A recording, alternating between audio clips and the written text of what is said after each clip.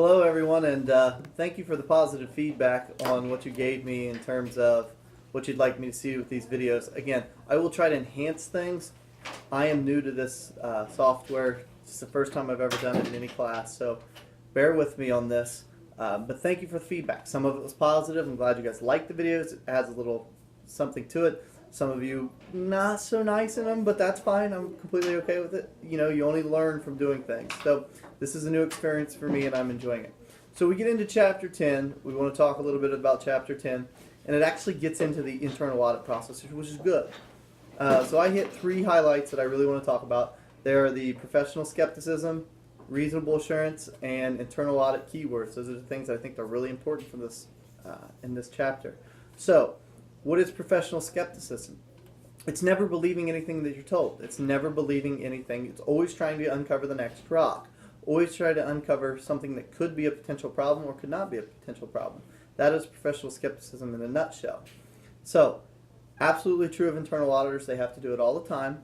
Continue to seek out new and intriguing information. Test things, making sure that they don't believe it, because there could be a bias in some of the things that they're getting. They have to be completely unbiased in their materials. Okay, so what is reasonable assurance? That is a level of assurance that is supported by GAAP. Reasonable assurance is a little bit in the gray area. In auditing, nothing will be perfectly black and white. You can't always catch everything. So we have to be reasonably assured or reasonably believe that things are as they appear, that things are run as they appear, and that things are going as they appear. We have to have some kind of reasonable assurance. The last thing I want to touch in this one is the internal audit keywords. This is page 4 and 5.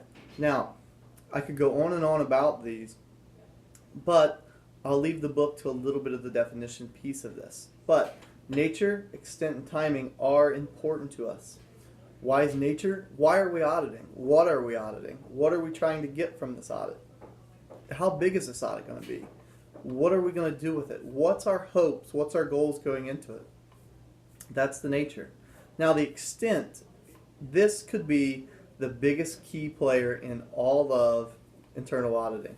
Are we going to audit all kinds of financial records? Are we going to audit extensively? I mean, testing 2-3 months worth of data? Are we going to do just one set of numbers? How much are we going to do? How big are we trying to make this? How small are we trying to make this? And lastly, the timing. What is our time frame in this audit? Do we only have a short time frame? Or we're internal auditors, we're doing an audit before the external auditors come in? Are we doing a year-long internal audit? Do we only have certain time frames that we can do certain things?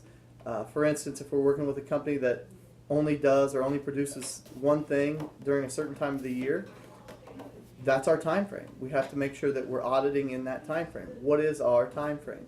That is important. Again, thank you for your feedback on the videos. I will try to enhance them and make them better for you guys because I want you guys to have them.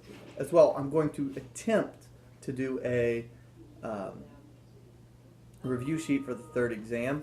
That's something I saw a lot in there. I'm not saying it's going to be perfect, but I will give you something, or try to give you something. That way you have something to base off of. I know our exam isn't till, I'm looking up on my schedules here, it's not due till April 6th, so I'll try to have that out in the next 3 to 4 days. That way you have something to go off of. Again, have a great week. Chapter 10 discussion boards out there. Thank you for your feedback, both positive and negative. I appreciate it, and I will continue to try to make this a better course for you guys. Thank you.